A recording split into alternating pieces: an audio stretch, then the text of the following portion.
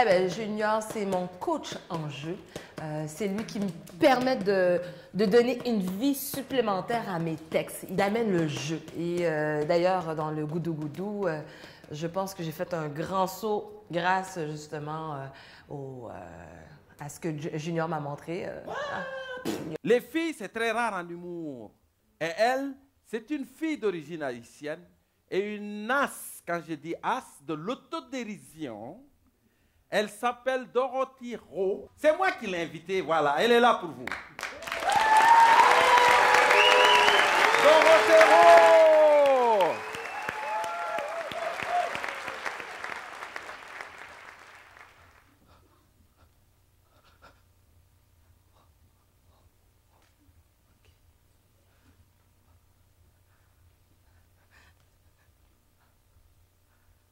« 12 janvier 2010.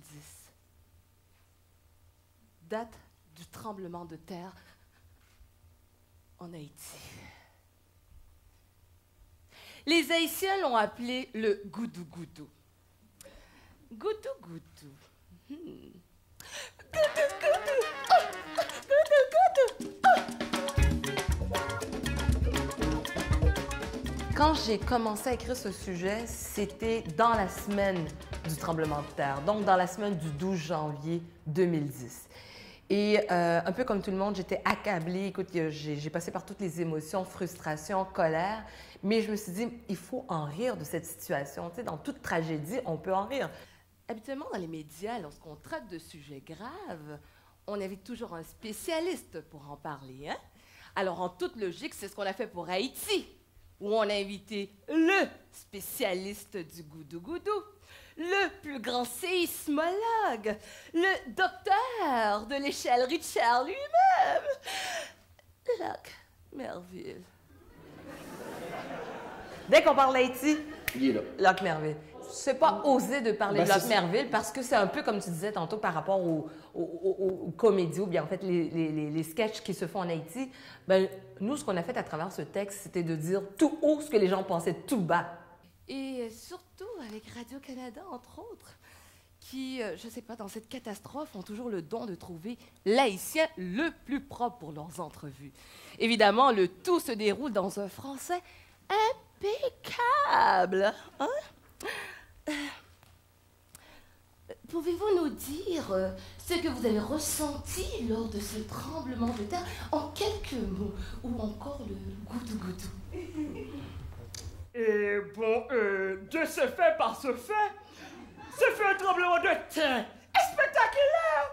Les routes étaient fêlées, les maisons étaient fêlées. Bon, enfin dans toute la capitale, beaucoup de fellations. Il fallait voir la taille de ces fellations.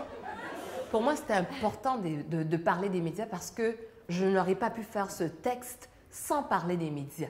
Parce que c'est via les médias qu'on a su ce qui se passe en Haïti. Cette fille qui souffre, qui hurle de douleur. How do you feel?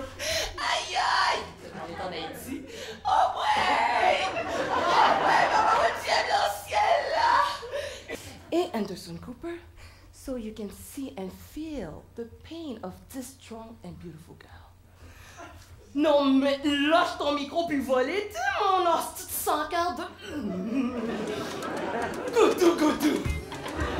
Oh là là. C'était rendu un safari et tous les médias du monde étaient en Haïti.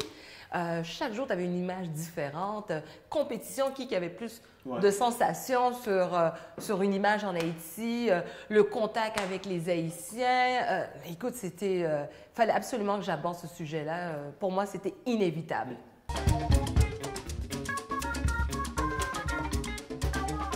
Sur Facebook, on pouvait y lire sur le profil de l'Haïtien son statut. Frères et sœurs, c'était écrit 6 pieds sous terre. Ah, quand j'ai lu ça, c'est comme un coup de poignard que j'ai reçu dans le cœur. Mais le Seigneur m'a dit, envoie-lui une invitation. C'est ce que j'ai fait. J'ai envoyé une invitation 1804 à amis se sont ajoutés sur mon profil. Un autre Haïtien a pu être sauvé en envoyant un texto sur son BlackBerry. Avec ses orteils, oui. Ses orteils, oui.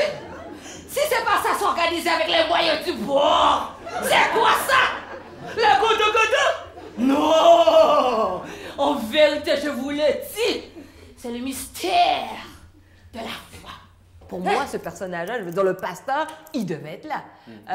Et pour moi, c'était inévitable, livrer ce message-là, surtout que, bon, il y avait tellement de choses qu'on fabulait par rapport à ça. On disait que, bon, Haïti, c'est peut-être aussi une malédiction qui s'abat sur le pays, que, bon, il y a trop de magie noire. Écoutez, il y a toutes sortes de rumeurs que j'ai entendues, trop de magie noire qui se passe. Donc, c'est une façon de punir. Donc, plein de tintins, comme on dit chez nous, plein de choses...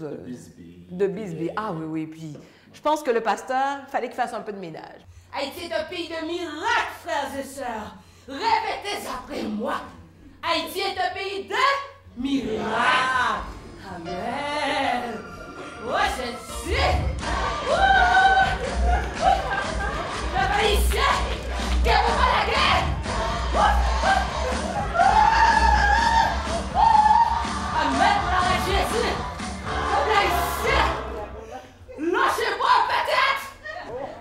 Ça prenait ce pasteur-là pour amener un autre point de vue. Parce qu'avec les médias, avec la situation, c'était inhumain ce que les gens vivaient et ce qu'on recevait aussi via les médias, via la télévision, et puis les familles qu'on a de la difficulté à rejoindre et tout ça. Donc, le pasteur, en quelque sorte, était la voix du peuple, le lien entre Dieu et le reste du monde, en quelque sorte. Mais je peux vous dire que ce tremblement de terre nous a tous touchés.